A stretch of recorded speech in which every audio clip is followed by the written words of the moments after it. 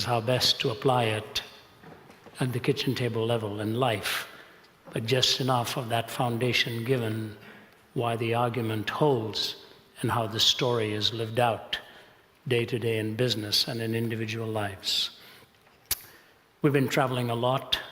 I began some days ago, started in Dallas, Texas, and went from there to Houston, from Houston to Dunedin, and that we had a few birthdays along the way on that one. From Dunedin, we have just come here for tonight. We leave at the crack of dawn for Kota Kinabalu in Malaysia, and then on from there to Thailand, and then to India, and then to Seoul, Korea, where we get home about the 18th of March. So the body takes a beating, and you show up, whether in the body or out of the body, you cannot tell, but you're there.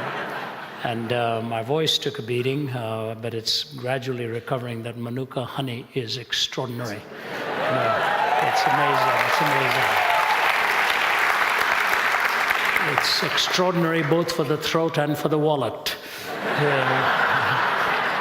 Especially if you believe everything you say about the numbers out there. But it's great to have had that. My wife asked me yesterday, how are you doing? I said, I don't know whether it's honey or what, but I'm doing better. And the voice is regaining. So thank you. I want to thank Pastor Martin for opening this church up to us. Very kind of you, sir. Very gracious of you to do it. And also to Rodney for working hard behind the scenes. I don't know how long ago all of this began. I'm just told where to go, and I show up. And the plane stops, so you get off. I was told that this is where we were to be. But New Zealand's been one of my favorite countries. Wonderful, wonderful to come here, so beautiful. Some of my dearest friends on earth are right from here in Auckland. In fact, one of them is here tonight. I've known him for about 50 years now, and it's just wonderful to look forward to a cup of coffee at the end of the evening. We knew him well as a family friend. Bruce Robinson is here, just a wonderful dear buddy of mine. You can lead a very busy life, and what really matters at the sunset years are the loves and the friendships and the family that you have treasured and enjoyed. So it's wonderful to be here, albeit for a few short hours. And to add more beauty to it all, the two cricket teams are staying in the same hotel we are. So that took a lot of sacrifice for me to come. I saw some of the Indian cricketers in there. I don't know what they were doing, probably scouting or whatever. I wanted to go and give them a few tips, but they didn't take it. The question before us, the whole question of ethics. Let me start off with a funny story. You may have heard me tell it. This Indian guy is in a plane, and he's sitting next to Einstein. Now you know the imagination is running riot. So he looks at Einstein, and Einstein says to him, you know, we've got a long journey. It's going to be a long flight. Why don't we play a game as we go? So the man says to Einstein, what's the game you want to play? He says, let's play a question of questions. I'll ask you a question, and if you can't answer it, you pay me $50. The other guy said, you're Einstein. He said, yeah, but it's okay. We'll level the playing field. Then you ask me a question. If I can't answer it, I'll pay you $500. So if you can't answer it, you pay me $50. If I can't answer it, I'll pay you $500. The guy said, oh, you know, for an Indian, that's very appealing. He said, okay, we'll do it. So he goes to town. So he told Einstein, you go first, since you proposed it. So Einstein said, I'll make it simple. How far is the moon from the earth? And the Indian, you know, most Indians are engineers. So he said, you know what, I know the answer, but I don't know if I can give it exactly the way you're looking for it, so here's $50. Paid him $50. Einstein said, your question. He said, Mr. Einstein, what walks up the mountain with 3 legs and comes down with 4 legs? Einstein said, what? He said, what goes up the mountain with 3 legs and comes down with 4 legs? So Einstein started to think of his studies in entomology and all that stuff, and dipped into his pocket and gave him $500. So I looked at the Indian and said, before I ask you my next question, what does go up the mountain with 3 legs and come down with 4 legs? And the Indian gave him $50.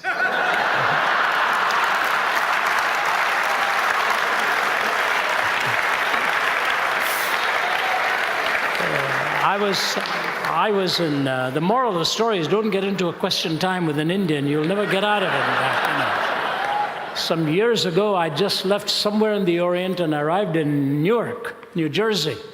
It was a long 14 and a half hour flight. You look like a passport picture when you get off that kind of a flight. So I went to the gate and I looked at the marquee. It pointed to a different flight. So I said to the lady sitting at the corner, is this flight going where the marquee says it's going, or is it going to Atlanta? Where I want to go. She said it's going to Atlanta. I said, oh, that's good. So I turned around to go and get myself a cup of coffee, and I heard the patter of feet behind me. And she tapped me on the shoulder, the same lady. She said, excuse me, are you Ravi Zacharias? I said, I'm afraid so. Yes, I'm Ravi Zacharias. She said, that's amazing. That is so amazing. I didn't know you had questions also.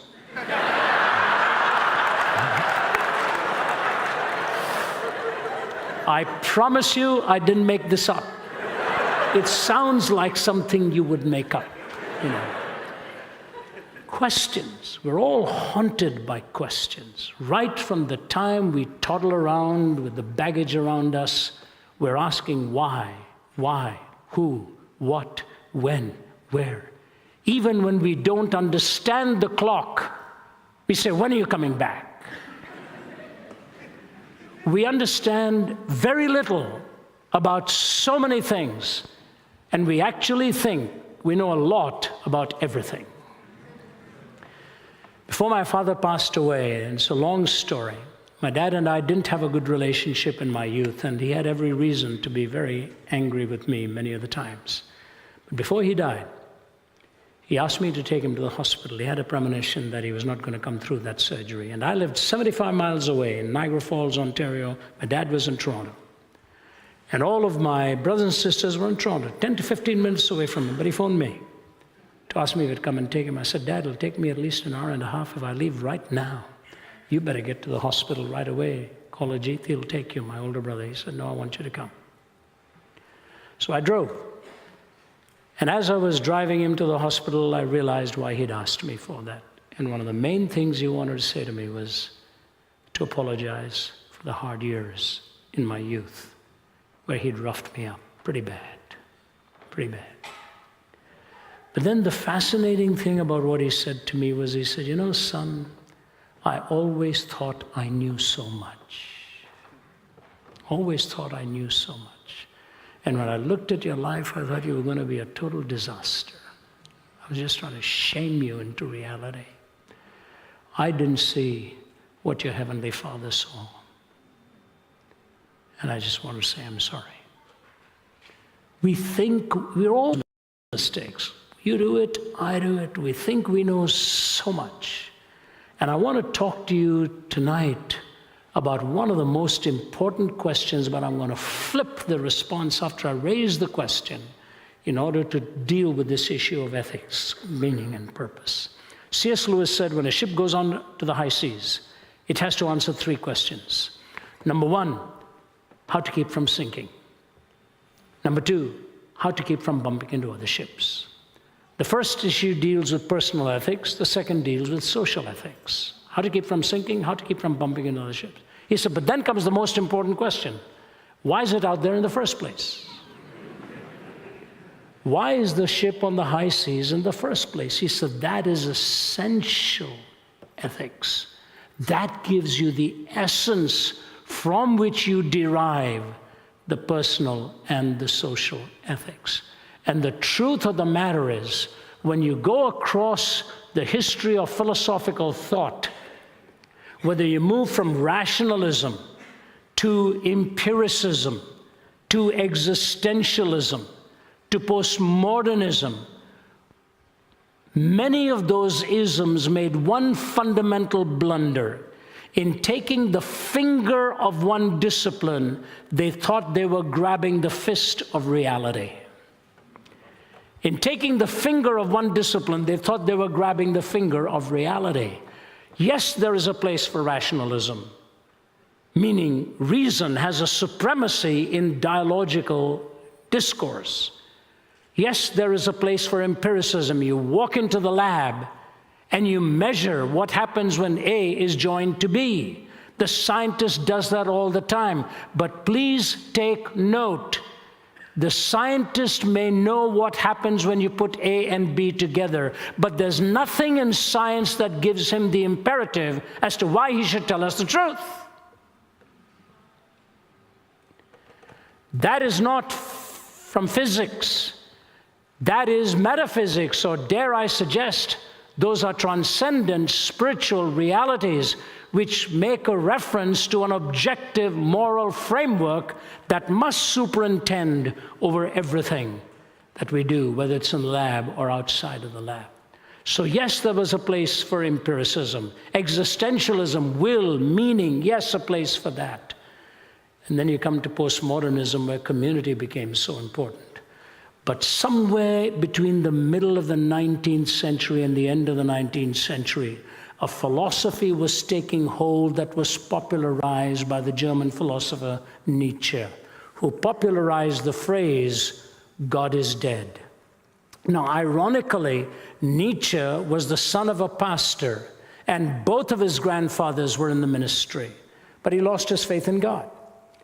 And the ironic thing about him is he did say this: if what I'm saying is true about the death of God, two things are going to happen in the 20th century, the next century. Number one, a universal madness will break out. And number two, the 20th century will become the bloodiest century in history. He was right on both counts. In a sense, he embodied the first. The last 13 years of his life, he himself was moving between sanity and insanity as his mother sat by his bedside watching this brilliant mind waste away. And in the 20th century, we killed more people than the previous 19 centuries put together in warfare. Turned out to be right. But this is how he said it. Have you not heard of that madman who lit a lantern in the bright morning hours? And he ran to the marketplace and cried incessantly, I'm looking for God, I'm looking for God. As many of those who did not believe in God were standing together there, he excited considerable laughter. Have you lost him then, said one. Did he lose his way like a child, said another. Is he hiding? Is he afraid of us? Has he gone on a voyage or emigrated? Thus they shouted and laughed him to scorn. But the madman sprang into their midst and pierced them with his lances. Where is God? He cried. I shall tell you, we've killed him, you and I. We are all his murderers. But how did we do this? How were we able to drink up the sea? Who gave us a sponge to wipe away the entire horizon? What did we do when we unchained this earth from its sun? Notice the series of metaphors and the questions here now. Whither are we moving now? Away from all suns? Are we not perpetually falling backwards and forwards and sidewards in all directions? Is there any up or down left? Are we not straying through an infinite nothing? Do we not feel the breath of empty space? Has it not suddenly become colder? Is not more and more night coming on us all the time? Must not lanterns now have to be lit in the morning hours? Do we not hear anything yet of the noise of the grave diggers who are burying God? Do we not smell anything yet of God's decomposition? God's decomposed too, you know, and he's dead. He remains dead, and we killed him. Now, how shall we, the murderer of all murderers, compose ourselves? That which was holiest and mightiest of all that the world yet possessed has bled to death under our knives. Who will wipe this blood from us? With what water can we purify ourselves? What festivals of atonement? What sacred games will we need to invent? Is not this the greatest of deeds, too great for us? Must we now not ourselves have to become God, simply to seem worthy of what we've done? There's never been a greater deed, you know, and whoever shall be born after us for the sake of this deed will be part of a higher history than all history hitherto. But this tremendous act is still on its way, still traveling, and has not yet reached the ears of men. Lightning and thunder require time. The light of the stars require time. Deeds require time, even after they are done. It has been related further that on the same day that this madman entered diverse churches and there sang a requiem, Aeternam Deo, let out and quieted, he said to have retorted each time, what are these churches now if they are not the tombs and sepulchres of God?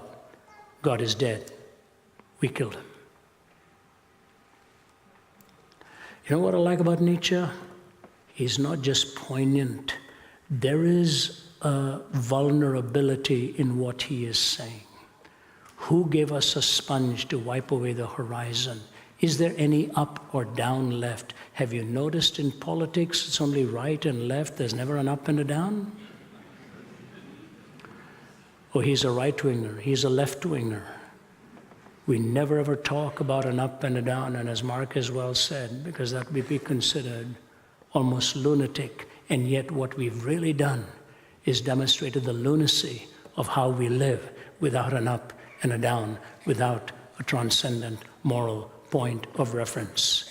And so 4 things happen. I will mention the first 2 quickly, and then briefly, a little more than briefly, and the last 2 I will keep very brief.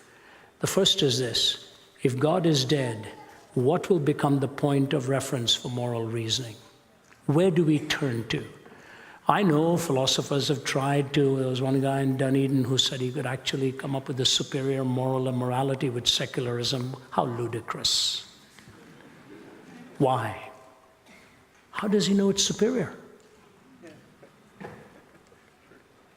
If there's no point of reference, how is it superior? It's his point of self-referencing maxims. That's all it is, platitudes. Why is my ethic any better than your ethic? What audacity for me to say that I have a superior ethic to yours. Try telling that to some people who are willing to lop your head off if you actually believe that. The fact of the matter is, philosophers have struggled and struggled with this issue, and I want to read just 1 or 2 statements from staunch atheistic philosophers. Here's Kai Nielsen, the prolific atheist from the University of Calgary in Alberta. Here's what he says: we have not been able to show that reason actually requires a moral point of view. Or that really rational persons, unhoodwinked by myth or ideology, need not be individual egoists or classical amoralists. Reason doesn't decide here. The picture I have painted for you is not a pleasant one. Reflection on this depresses me deeply. Pure practical reason, even with a good knowledge of the facts, will not take you to morality. Bertrand Russell says this: you know what? I somehow cannot live as though ethical values were simply a matter of my personal taste. And so I just say to you, I find my own views incredible. I do not know the solution. Prolific atheistic philosopher Richard Rorty: if moral imperatives are not commanded by God's will, and if they are not in some sense absolute, then what ought to be is a matter simply of what men and women decide should be for themselves. There is no other source of judgment. These are atheistic philosophers. This depresses me, says Kai Nielsen. There is no rationally compelling reason for me to be moral. And you know what? That was the very rationale behind the Hitlerian onslaught in the Third Reich. He took the writings of Nietzsche, Adolf Hitler did, and personally presented Nietzsche's writings to Stalin and Mussolini. What did Stalin do? He was a seminary student preparing for the ministry. I heard these stories personally from the mouth of Malcolm Muggeridge when we spent an afternoon together. Followed it up and footnoted it. Paul Johnson, the historian, also tells these 2 major stories. Number 1 is this.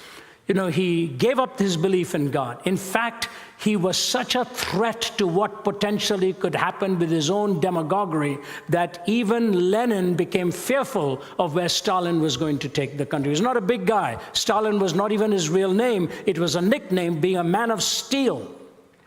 2 illustrations I want to give to you that I shared at the Center for Geopolitical Strategy in Moscow as the faculty members were in pin-drop silence as I gave it to them. All along, they'd been fighting me with their atheistic worldview. So I said, I want to tell you 2 stories. One of them was on site. Told one of them in the whole setting, one of them in the private setting. I had to be very careful how we narrated this. One was this. A diplomat came to Stalin one day and said to him, how do you expect your people to follow you while you're torturing them like this? Stalin didn't answer her. He asked for a live chicken to be brought to him. They brought him a live chicken. He clutched it and started to defeather the bird. And it tried to break free. He wouldn't let it go till he had completely denuded it. Then he took that denuded body of the chicken and put it down, picked up a piece of bread and walked away about 5 paces. And the chicken hobbled over towards him and nuzzled between his trouser legs. He bent down with the bread in his hand and started to peck away at the bread. He said, do you have your answer, ma'am? I've tortured this chicken. It'll follow me for food the rest of its life. People are like that chicken. You torture them and they will follow you for food the rest of their lives. And he killed 15 million of them. Stalin told me, he personally interviewed Svetlana. Muggeridge told me that when Stalin was dying, his daughter, Svetlana, was by the bedside and told Muggeridge this story, and in a BBC narrative, he told it. So she's standing by her father's bedside, and he's hallucinating, saying wolves were coming to attack him. But the last physical act he did was to half sit up in bed, clench his fist at the heavens one more time, put his head back on the pillow, and he was gone. The last physical energy he expended with a clenched fist against God. He took the logical outworking of what Nietzsche had said and treated man as nothing more than mere randomly produced by time plus matter plus chance. See, you may be a moral person, and I'm not saying atheists are not moral people. That's not my point at all. I'm just saying there is no rationally compelling reason in a pluralistic society for anyone's ethic to be superior to anybody else's ethics. They're all a whim of society and social constructs and culture. The moral reasoning fails. Where do we get our ethics from? Number one, you fail in finding an absolute point of reference for a moral law. Number two, you fail in your struggle, a very important struggle for meaning. Life hungers for meaning. I can tell you this after visiting scores of campuses after 40 years of an itinerant. We really don't hear a new question. My Muggeridge used to say, all new news is old news happening to new people. And so the new people keep asking the same question. And you know who are the loneliest ones in our world today? Either the high and mighty who have it all in fame and success and fortune, or the young who've enjoyed and indulged so early in life, they've come away empty-handed and they say, what have I got? What have I got? When I was a young speaker starting out living in Toronto, Canada, I was driving on the 401 highway in Toronto once. It was a cold, wintry, snowy night, and on the side of the highway, there was a boy just relatively swaggering on his legs. I thought, what is he doing on a snow-drifting night on the highway? He's going to get crushed. So I gradually, you've got to be careful in those icy roads. I pulled over on the side, and I waited till he came over. I said, are you okay? He said, can you take me home? I said, where are you going to? He told me where he was. I wasn't going in that direction. I said, get in the car, I'll take you. His first name was Lorne. And I started to talk to him, and he looked like a man in deep trouble. I said, Lorne, I'd love to get together with you if you don't mind. Here's my phone number, here's my address, give me yours too. I'm leaving early tomorrow morning to Midwest Canada. I'll speak there when I come back, I'll get in touch with you. He said, you're a kind man, thank you, thank you. I dropped him off at home. It was too late. By the time I came back a week later, he had burned himself to death. But not before he mailed a piece of poetry that he'd written and sent it to me. Lost in a world of darkness, without a guiding light, seeking a friend to help my struggling, failing plight. So all of you good people just go on passing by, leaving me with nothing but this lonely will to die.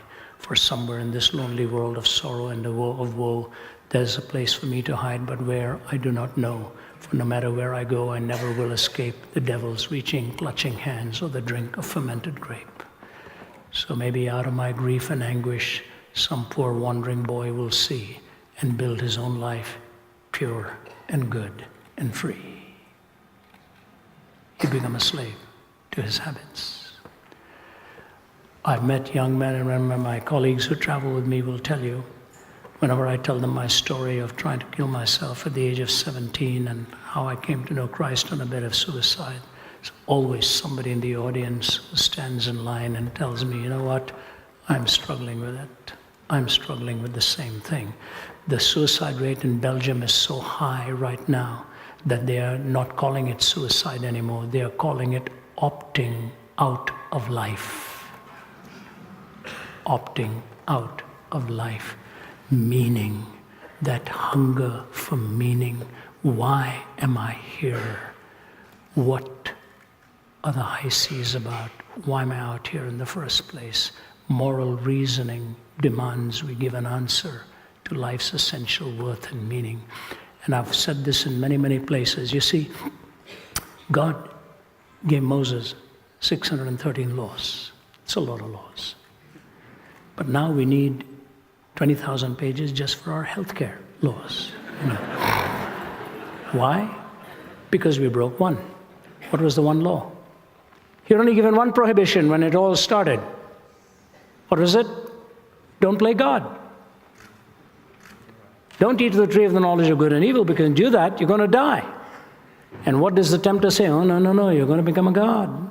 Do it, you're going to become God. We made quite a mess of this world playing God. Now you need 3 conditions just when you get onto a plane. Do not touch, tamper, disable, or destroy. 4 conditions. The smoke detector. Why don't they just say, don't mess with it? Why touch, tamper, disable, destroy? Because you see, you can go to court and say, yeah, I did destroy it, but I didn't tamper with it. And all the word games we start to play to give truth to him who loves it not is to only give him more multiplied reasons for misinterpretations, as George MacDonald.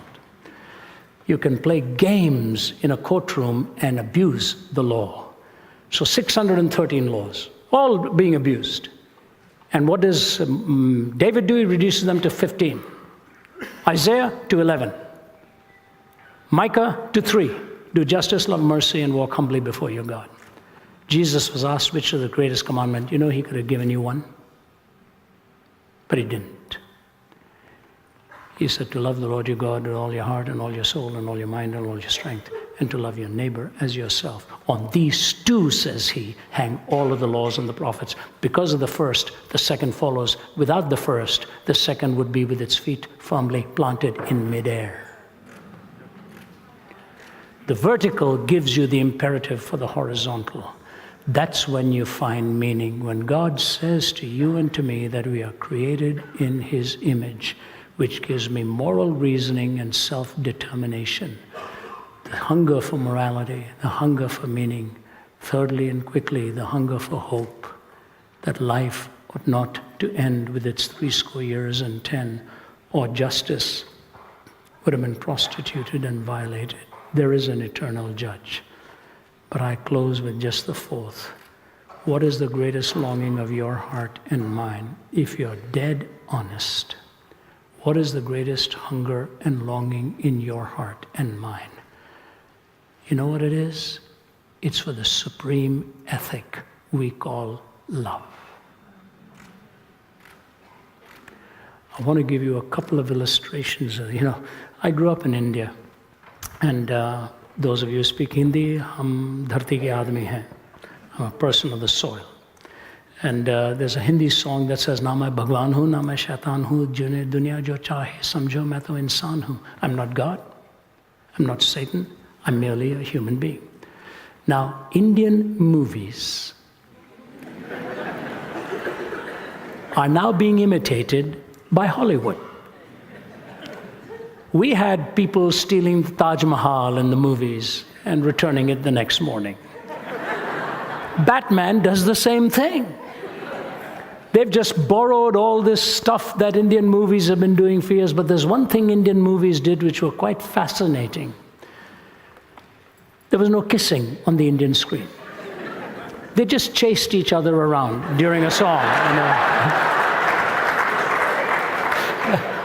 And by the time he would catch up with her, the scene would change. There was a great Indian comedian by the name of I.S. Johar. He was asked, what is the difference between love on the Western screen and love on the Indian screen? He answered in one word: trees. You just chase each other around trees, and that's the love scene, But it's fascinating in a culture in which you were never allowed to hold her hand or look more than 10 seconds, that we do so many movies on love. The movies on love if you understood the language, It's so beautiful the way they express themselves. Do you really see it in real life? My brother-in-law, Sundar Krishnan, is a Hindu convert, nuclear physicist turned pastor. Some of you may know his name. Brilliant expositor, married to my sister. His father was dying in his 85th year. And at the bed, he called his wife beside him. And in the Tamil term, he called her his sweetheart. And he said, I know this is the first time I have ever called you that.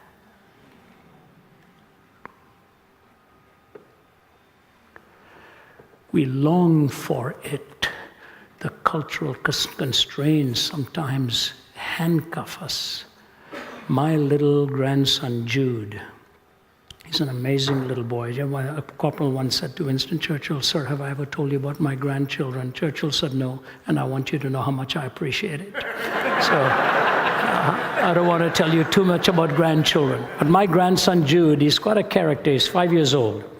He sits around the table and he'll talk up a storm. One day he looked at me and he said, Papa, what is the meaning of sophomoric? I said, what?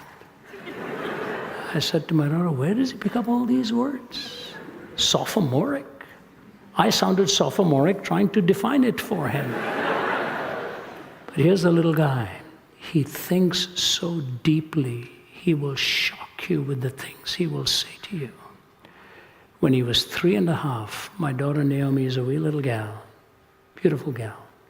She'd lost her car keys and running around the house couldn't find it, slapped her forehead and said, I must be losing my mind. And Jude came and stood in front of her. He said, Mommy, whatever you do, please don't ever lose your heart because I'm in there. 3.5-year-old boy. Who taught him that?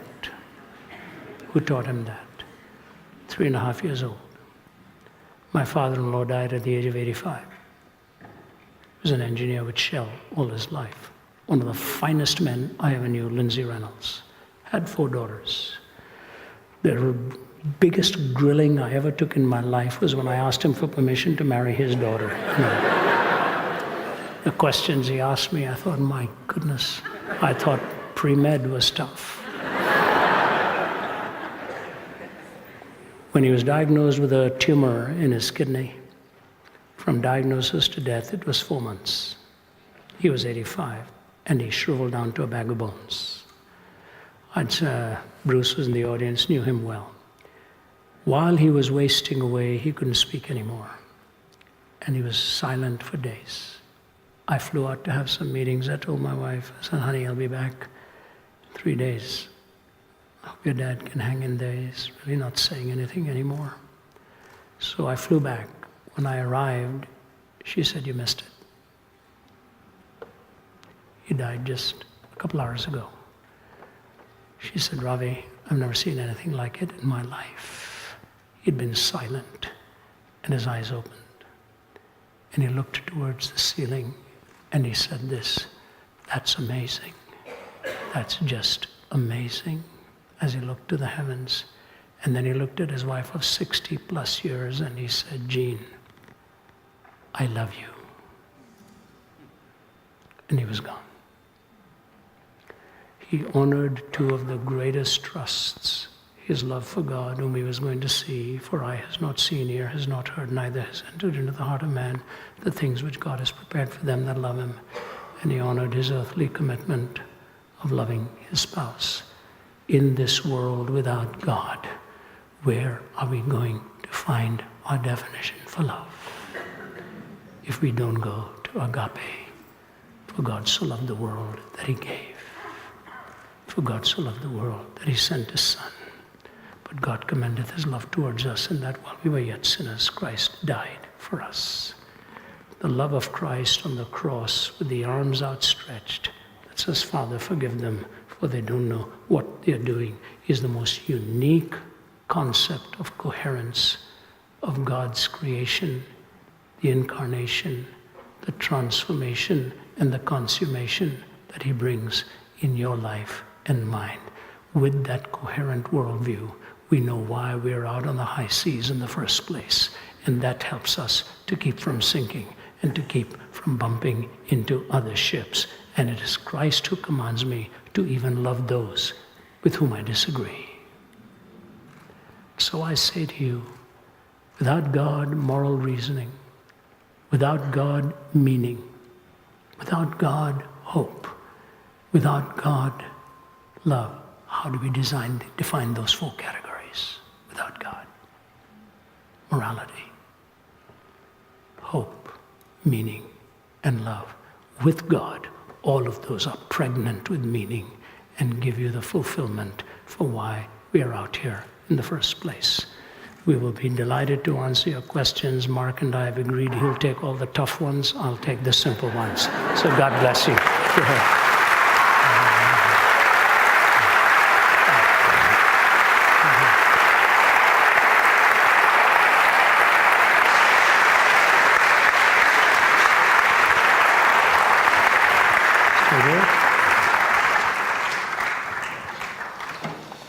Goodness me.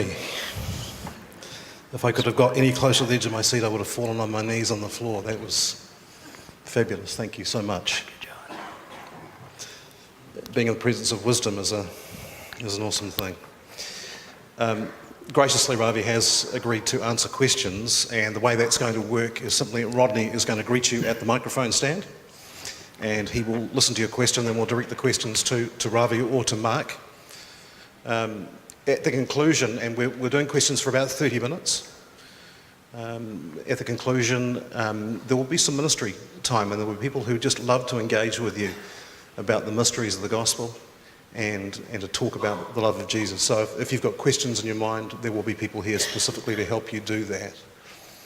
So if you have questions, I'd like you to come down to the front and see Rodney. He will help to moderate that. What I'd like you to do, if possible, is to avoid questions like, is Donald Trump a man of God or not? Let's stick to the subject at hand, if we may. I'm sure there are not too many questions which will vex our guest, and if you've seen any of his work on podcasts or listened to him on the radio, you know that he is well considered in his answers, and they are beautiful. So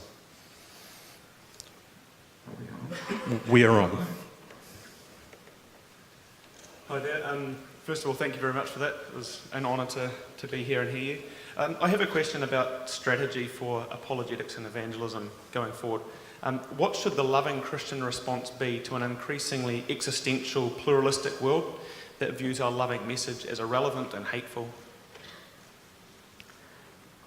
I'll be glad to talk about it as a calling, and I'll let Mark talk about it as living it out, because he's obviously done it so well, and both of those aspects are within your orb of questioning there. When you go into it in the way, say, our team does, and we've got nearly 50 of them, as we were told earlier, in 15 countries on every continent. If you're doing anything as a calling and as a profession, you have to put in the hard work. There is no doubt about it. In fact, most of our younger ones, and Rodney was very kind in saying they were as good as what I represented, that was very kindly stated, they're better. They are better. They are doing things at their younger age that I was never able to do.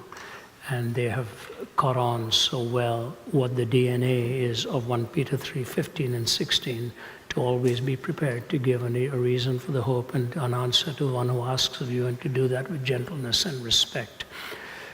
We are living in a world of a graduate level skepticism, all right? And you cannot set a tepid Christianity beside a scorching paganism. You have to do your homework. You have to study hard. Most of the younger ones are having done for them what I wish somebody could have done for me when I was younger. We are getting them all the way through their PhDs at very prestigious universities. Why? Because it opens a lot of doors for them, and they need to get into the academic arena. But the most important thing is that they don't get intoxicated with the letters against their name, but that they have a humble heart and a servant spirit, When Jesus was asked to describe the kingdom, he didn't take a scholar, he took a child and said, if you don't become like one of these, neither will you enter into the kingdom. So humility with capacity to learn and build and understand. So professionally, our pastors are going to need more and more rigorous training, and it's hard. Being a pastor is one of the most difficult things in the world, or an educator, wherever you are. So in a calling, go the distance. Do your best. Work hard. That is only one level. Not every one of us is called to do that. And so I'll let Mark deal with how you deal with this in a day-to-day level, and I'm sure he has given that a lot of thought too. I think it's a great question. Apologetics is often seen as argumentation, and New Zealanders don't like conflict. I've been here 14 years, and I've learned the hard way that's true at times. But they do enjoy conversation, and I think conversational apologetics, where you're relaxed, is important, and especially in a New Zealand context. You know, there's a guy called Greg Kukul who does good stuff, and he talks about knowledge, character, and wisdom. You do need a bit of knowledge, but you don't need to know everything. In fact, the best knowledge sometimes is having good questions, and I find that being on boards of organizations. You know, bad directors spout what they know rather than ask good questions of the executive, because good questions make people think. So some of the best thing you can do in conversation is just ask good questions. Well, why would you believe that? You know, what's your reasons for that? Rather than feel you've got to have all the answers. Character, you know, again, is the humility to not feel that pressure. You've got to be right, etc. Character is actually, you can't profess to be one thing and then be this screaming, nasty person, because people are not going to listen to you either in conversation. And the wisdom is, I think wisdom is constantly both hands, and I think the message in this is truth and love. Truth and love. Your motive is not to be right and win arguments. Your motive is out of love, wanting to bring truth into a situation. And there's two equal and opposite errors, I think, in the public square, and that is the error of privatizing your faith, and being almost frightened to even mention it. And the other error is to be the weird Christian in the workplace who's just screaming at people. In the middle, you can have truth and love. So putting those together, knowledge, wisdom, and character, I think, is to think through. You do have to do some hard work, but don't be intimidated. And often, the arguments and the underlying principles on so many worldviews are not anything to be scared of. And have that confidence to just ask questions, because when you just ask a few questions, the walls often come tumbling down. Can I underscore one thing that Mark just said there, because it was a very important point he made. Questioning your questioner does two things. It opens them up within their own assumptions, and it determines the entry point of the discussion. And I always tell my team, remember that behind every question is a questioner. So you're not there. My mother used to say, once you've cut off a person's nose, there's no point giving them a rose to smell. You're not there to decimate the person. You're there to really win them. And Jesus always questioned his questioner. Good master, what should I do to attain eternal life? You and I would have had the answer in 4 points.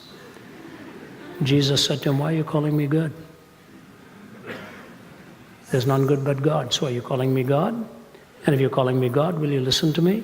Or if you're not calling me God, are you telling me you can be good without God? See, he's immediately opened the person up within their own assumptions. So learn to ask good questions and respect the questioner. That's very, very key. Yeah.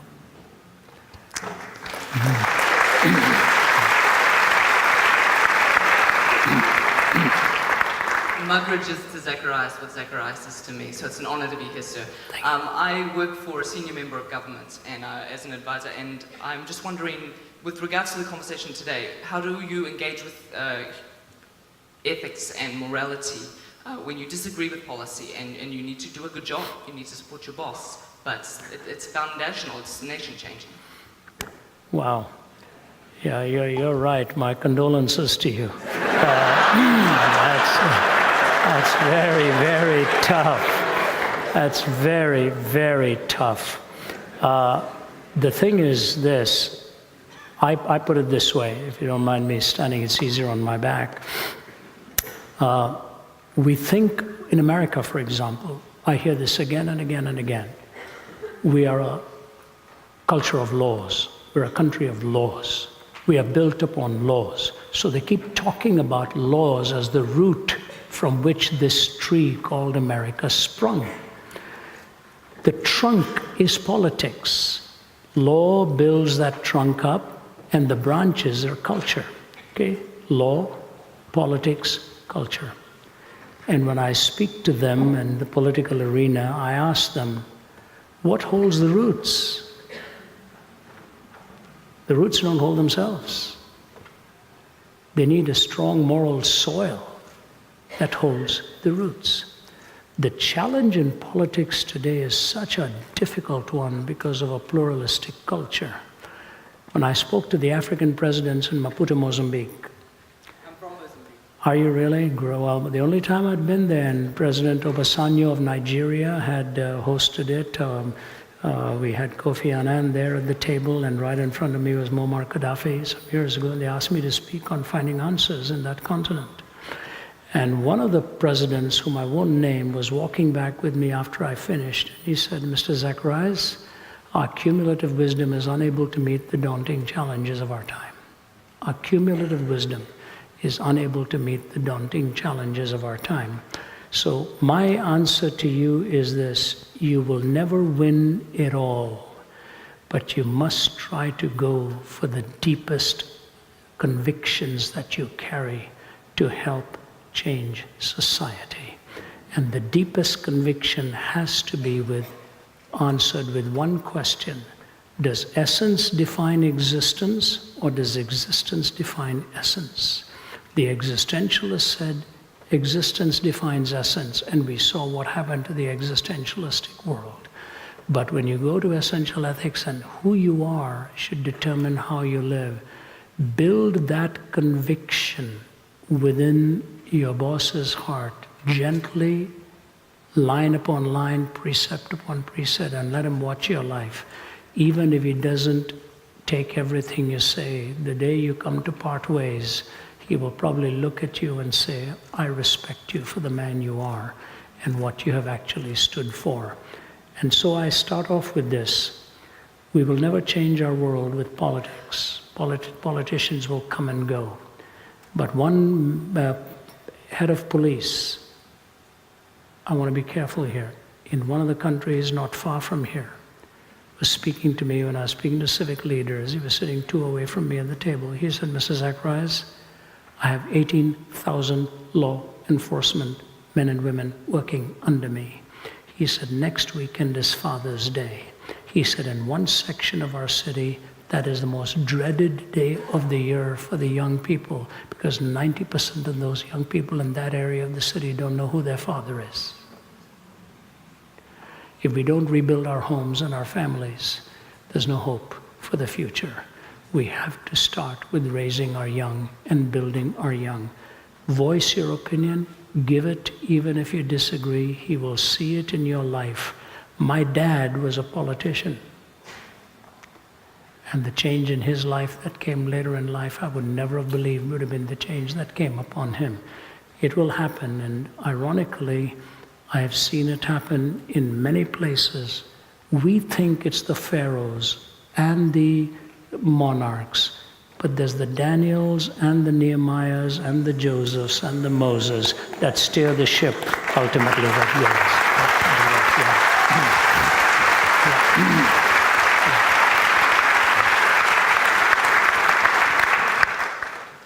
Fabulous. Goodness me. Thanks, Robbie. It's really great to hear you guys tonight. Just a very quick statistic. They say that if a child has been brought up in a Christian home and gone to church most of their life, by the time they reach 16, they've had more than 3,500 to 4,000 hours at church activities. I go around speaking to youth groups and I play the advocate of an atheist and ask them to push back on me. Most youth groups, the young people there will stare at me with a blank stare. My question is this, going on from what Mark said before. How do we reach this next generation with apologetics?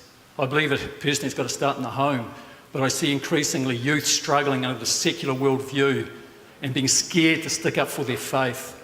And I don't want to turn them into, fire-breathing apologetics. And like you say, Ravi, we don't want to, cut off their nose and give them a rose to smell. But how do we give them that love for the lost and that knowledge to push back on this ever-increasing secular worldview? Thank you. Look, there's no easy solution, and everyone can do their bit, and it's not the pastor's job alone.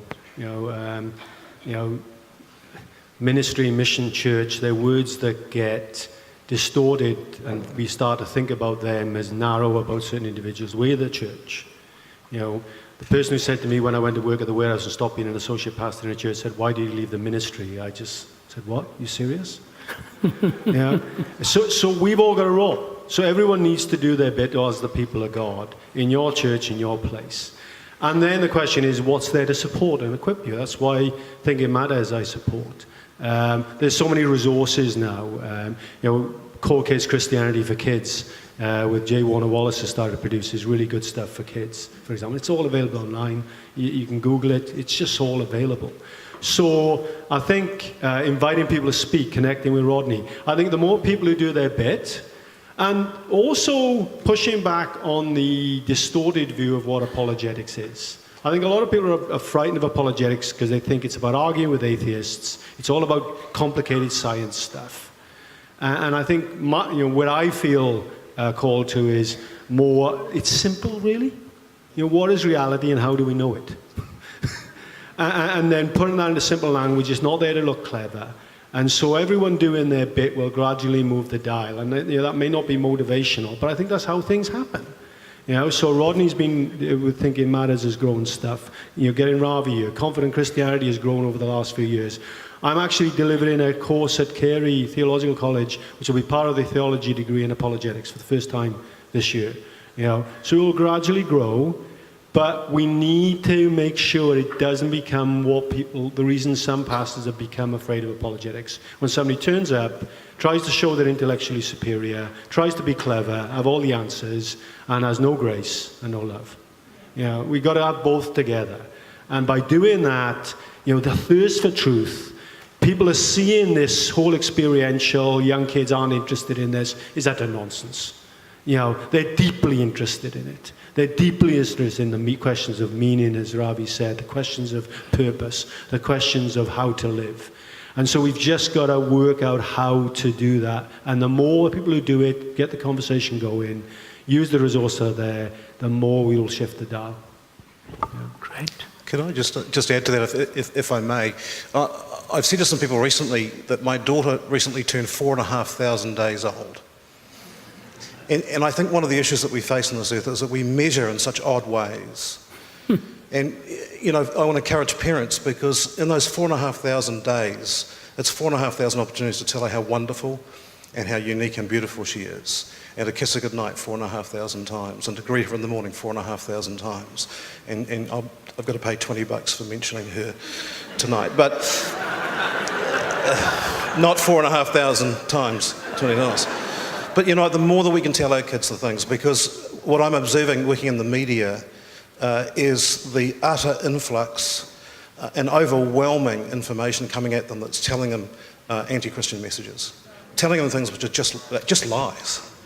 And, it's not surprising to me that the rise of technology and the rise of disbelief are hand in hand. And I could quote you studies that talk about the use of technology causing aggression, depression and psychosis in children. In fact, I interviewed a guy called Dr. Nicholas Kadaris out of Long Island, New York, who's an addiction specialist. He said it's easier to get people off meth than it is to get them off devices. There's a reason why devices are so popular. And it's killing conversation, it's killing relationship. But, be encouraged, parents, because the more we tell them the truth, the more that will permeate who they are. Just keep telling them. Keep telling them, and I keep telling my daughter, she's unique, she's wonderful, she's creative. She's the image bearer, she's imago Dei. She carries the image of God. Let me just add one thing. I'm an idealistic realist, I'm an optimistic pessimist. There's this two equal and opposite errors again. There's this oh, the world's going all bad, everything's wrong, etc. When we got to get used to the fact we're not in charge anymore. Whoopsie-doo. The Israelites were 400 years in Egypt. So let's get a God perspective for that. Relax a bit, but then do our best.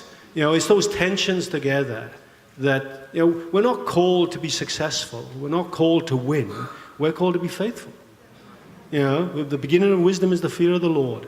And so that brings a peace. It's not about our success. It's not about our performance.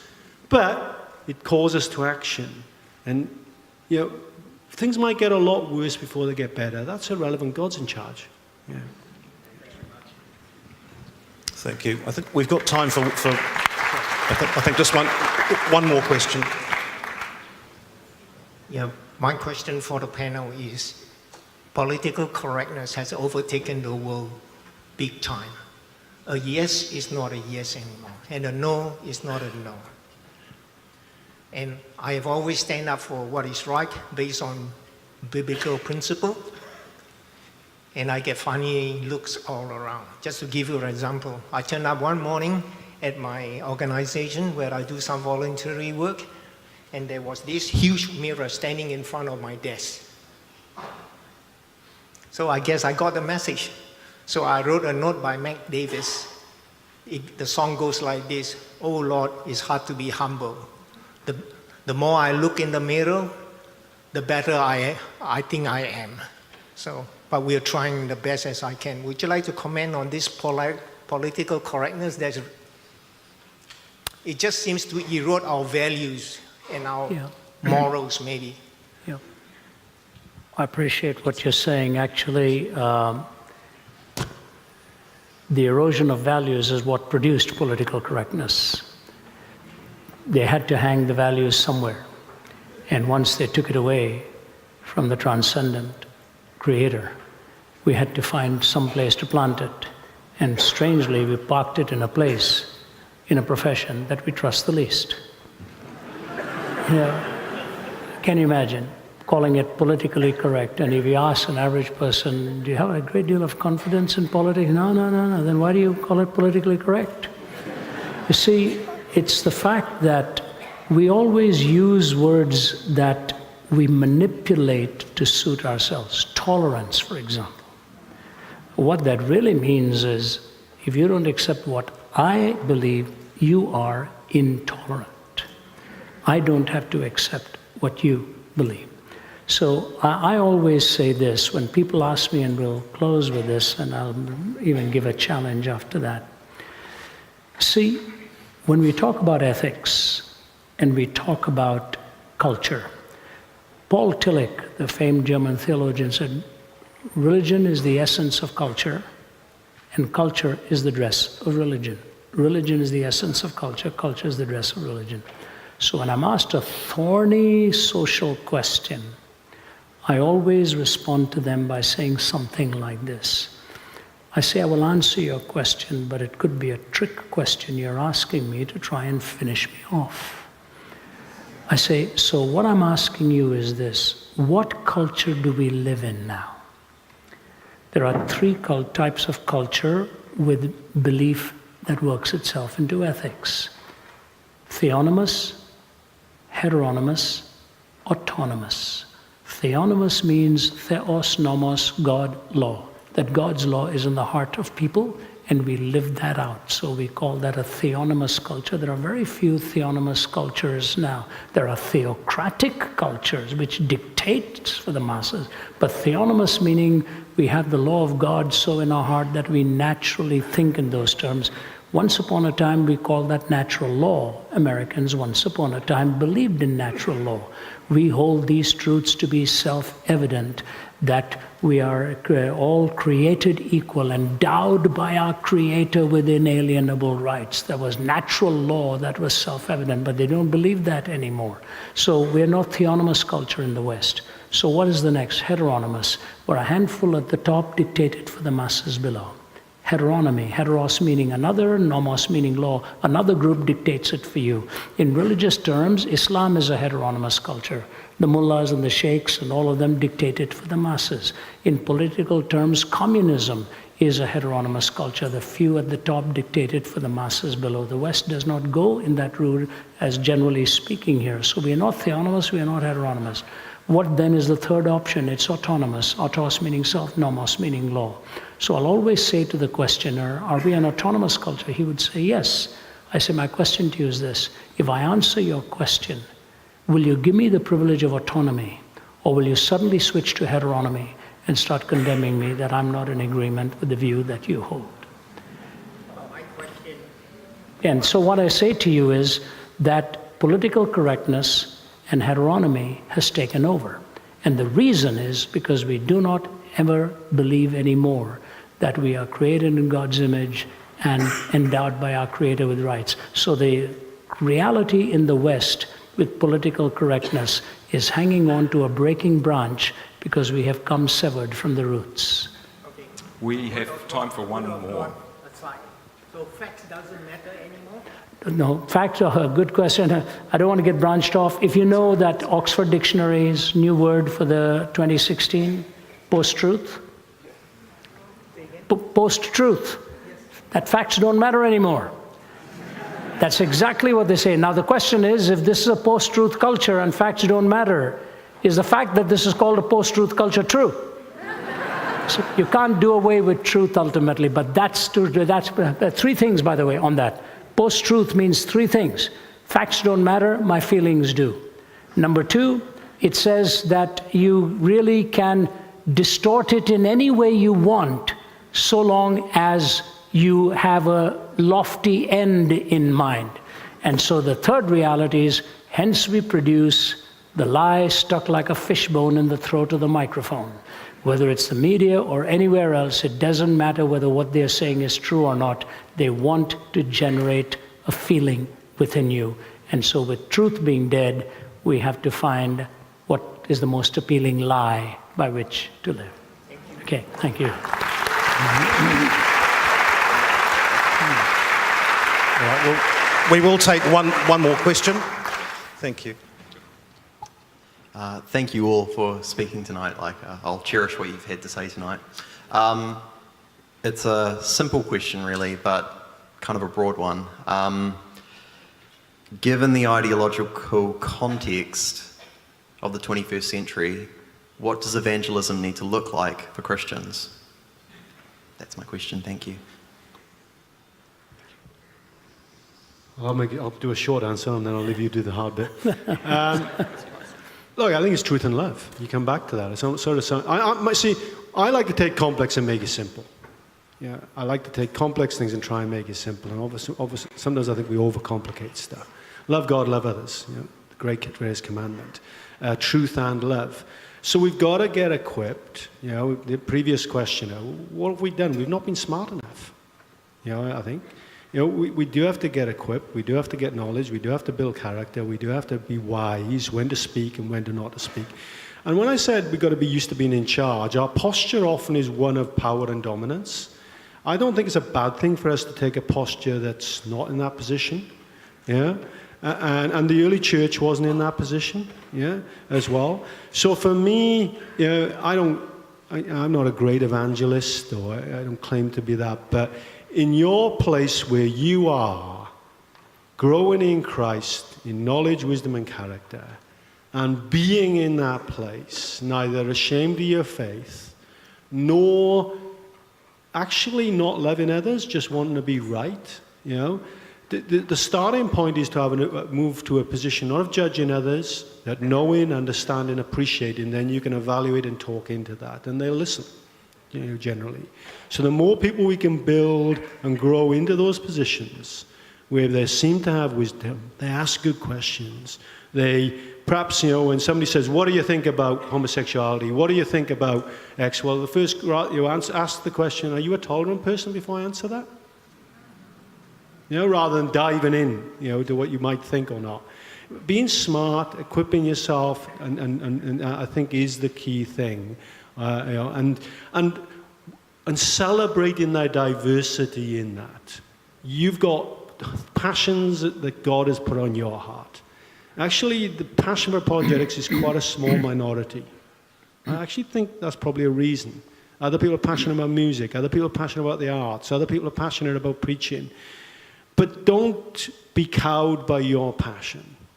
God's put it there for a reason. So develop it and use it. Use that gift in honor of God for the love of others. Let me add a footnote to that. See, changing a person's heart is God's prerogative, not mine. Apologetics is the seasoning, it's not the main course. The main course of the gospel. All right, you just sprinkle the seasoning and you do that. You really don't argue a person into the kingdom. If you do, somebody else will argue them out of it. Okay, you really want that change of heart to take place by the Holy Spirit, and that's what God does best. He changes hearts the way you and I can't. The second thing I want to say to you is evangelism took a beating from the 1970s and 80s onward. Why? Because it became a commercialized endeavor on television. And people were not slow to see the big money, the big machines, all the artificiality of it all. And skeptics would look at it and say, this is a mockery. I can't really take this seriously. And as a result, we've lost a lot of ground in the last 30 to 40 years. People take people seriously when they see there's a genuineness. It's fascinating. One of the most poignant writers from the other side of the fence is Matthew Paris in England. And Matthew Paris has an article that he wrote some time ago. Shockingly, he has an alternative lifestyle and he's an atheist. But he went to Africa and he saw a small group of young guys and girls who are ministering to people. And he said, I've come away from there shaken in my own atheism and wondering how I can even now write what I'm going to write. He said, my world is in a different world.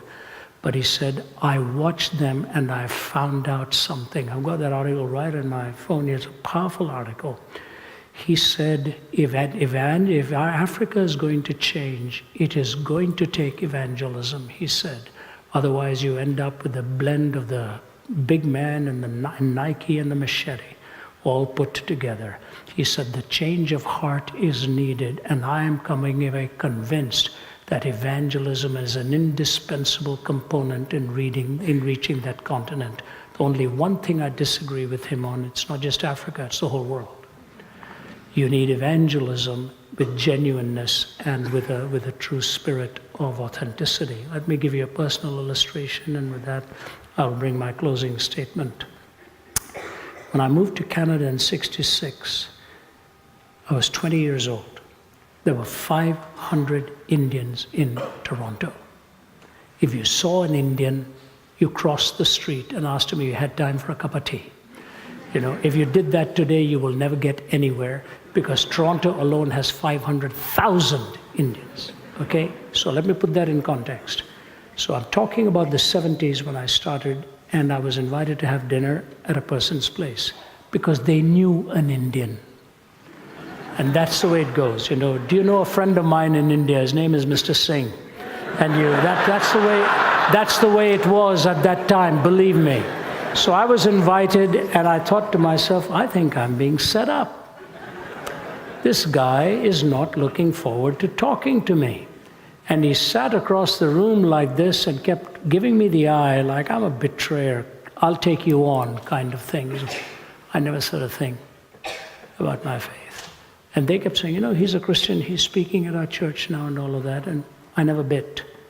I just said, if you're free, we'd love to have you. You're a teacher. I'm talking about how Christ changed my life. If you're free one of these evenings, please come. And I prayed at the table before the meal, and I prayed at the end of the evening. Many years went by, and I get a call in Toronto. He said, do you remember me? And he gave me his name. I met you in New Brunswick. I said, I remember you well. He said, would you please come and pay me a visit? I'm at the Princess Margaret Hospital here in Toronto. As soon as he said that, I knew that was a hospital for cancer. I said, I'll be there. Got into my car and went. He gave me his room number, and I walked into that room, looked at him, and I walked away because it was somebody else. And he called out, "Ravi." I opened the door again. I didn't recognize him. He was shrunken to a skeleton. He said, "Sit on my bed. I want to talk to you." He said, "I have become a follower of Jesus Christ, but I'm not going to live beyond this week. I just wanted to thank you for not coming down hard on me many, many years ago and just being who you were with grace and kindness." And I started to cry. I wasn't even that sure all that happened. What meant a lot to him was that I hadn't gone for the jugular, that I didn't grab him by the throat. I was just kind and gracious to him and told him what I believed, and he was welcome to the meetings. He was gone by the end of the week. Never judge the harvest immediately. Sometimes it could be years in the making, and you will never know what made an impact upon the person. But evangelism is going to take on tough hurdles. However, the tough ones, when they are reached, they are the ones who become the Saul to Paul. They are the ones who go into the marketplace unashamedly. So thank you, and be faithful to wherever God has placed you. I'd like to close with a closing statement, but that is this. You know, it's a long distance to come here. It takes us a long while to get here. People ask us, "Why do you go?" I've got a family, I've got grandkids, and I miss them a lot. I really do. I wish so much this was not my calling. I've done it now for over 4 decades. I am more firmly convinced than ever that outside of Jesus Christ, there are no answers to your life. And outside of Jesus Christ, there is no hope for our country, for the future. There will be no possibility of ethics. It'll become a dangerously desperate world. Acharya Vinoba Bhave, a famous Indian thinker, said, in the pre-modern world, violence would be relative. In the modern world, violence would become an absolute. He was right. Violence has become an absolute in our times. So if you don't know Christ, I'm going to say this to you. Will you honestly take the Gospel of John and just read it through, a chapter or two at a time, and ask God to speak to you? And if you have wandered away from Him, get right. Get right. Give your life back to Him. There's nothing out there. It'll leave you emptier than when you started. Only in Christ is the perpetual novelty. My colleague here, Sanj Kalra, was a salesman producing tens of millions of dollars for a successful medical device company. He lived for pleasure and every indulgence you can think of till it broke him, nearly broke his marriage, nearly broke his family. He's sitting here with his daughter here tonight, one of his 2 girls. He was on a suicide drive to kill himself. And he drove into the church to talk to the pastor and literally got on his knees and grabbed the pastor's legs and said, "I'm not getting out of here till you help me." God transformed him. He gave up his lucrative business career, has joined our team, and his testimony is riveting in telling you how Christ transforms a derelict person and rebuilds the marriage and rebuilds the home and helps you win your very kids to the Lord because of the shining difference they have seen in His life. If you don't know Christ, put your life into His hands tonight. If you do know Him but have walked away from Him, pray the prayer of repentance. This is a beautiful crowd. We are honored that you've come here to give us a hearing. We are truly honored. When I saw the crowd outside, my heart sank. I said, what am I going to say? Why are they here? I hope you are here for just one thing, to see what God has to say to you. And if you will just say, "God, speak to me," I promise you, if you genuinely mean it, He will make your life more beautiful than you ever imagined. I'm not saying pain-free, I'm not saying trouble-free, but He will build within you the beauty and the purpose for which He created you. And there's only one like you. Nobody else can replicate you. Ask Him to do the miracle in your heart. And I'm going to ask you to bow your heads and pray with me now.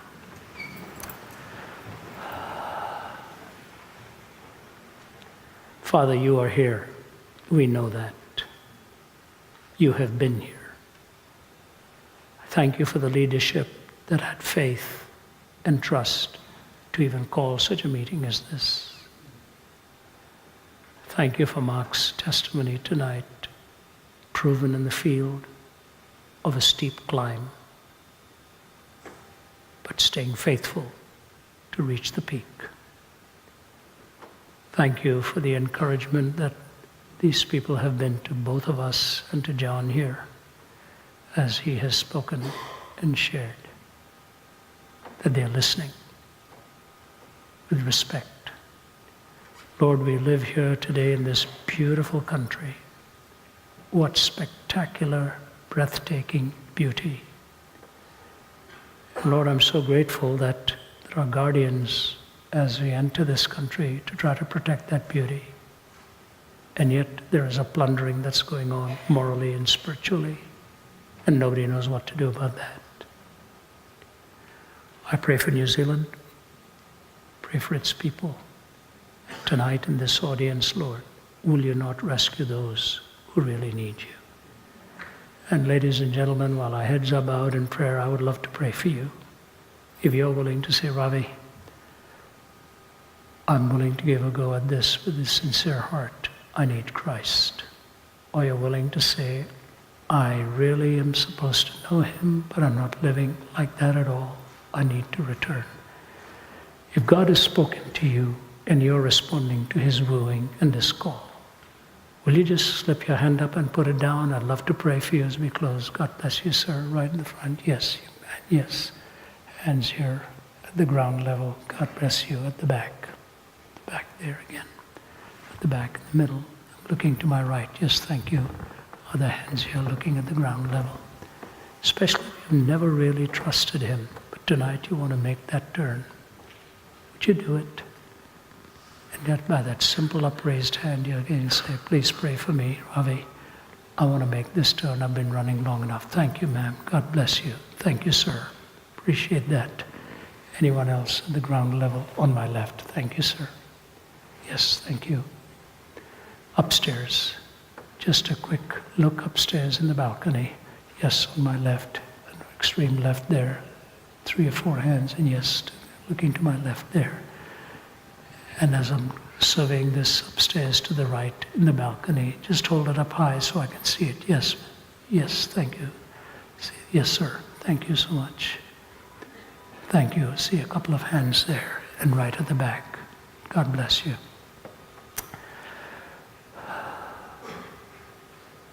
How beautiful the sight of thee must be.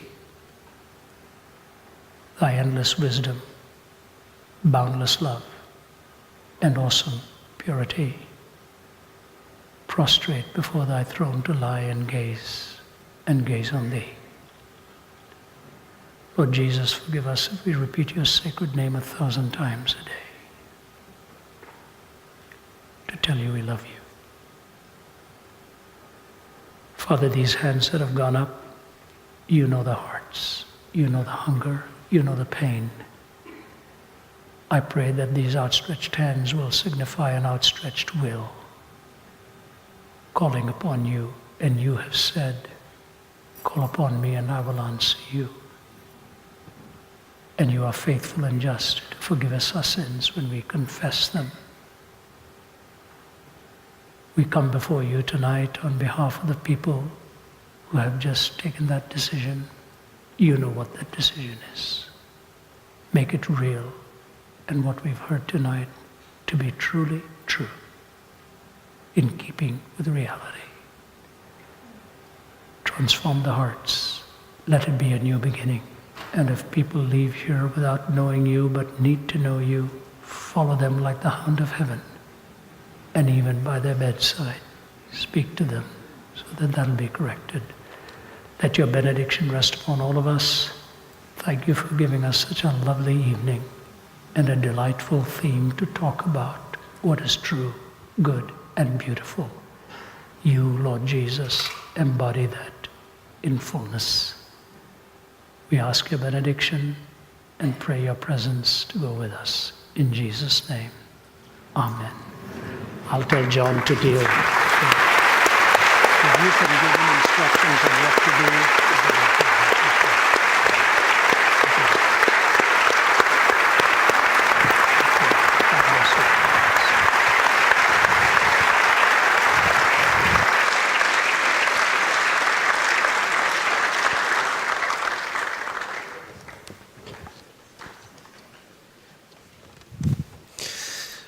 Due to Ravi's voice and needing to rest it, he's not going to stay with us for any longer, but we do have a team of people that would love to talk to you, people who are passionate about the gospel of Jesus Christ and would love to connect with you. If you've got questions that you'd like answered, perhaps you're one of the people that raised their hands tonight. There are people who would love to talk with you, and they're going to be down the front. They'll be identified as a ministry team with some red badges on. Folks, I just want to thank the people watching the two different campuses at Belmont and in Green Lane. Really appreciate you being with us tonight. And those watching online, there were hundreds and hundreds of people watching us live tonight online. That concludes the formal part of our evening. All that's left to say is, once again, thank you so much to Ravi Zacharias and to Mark Powell.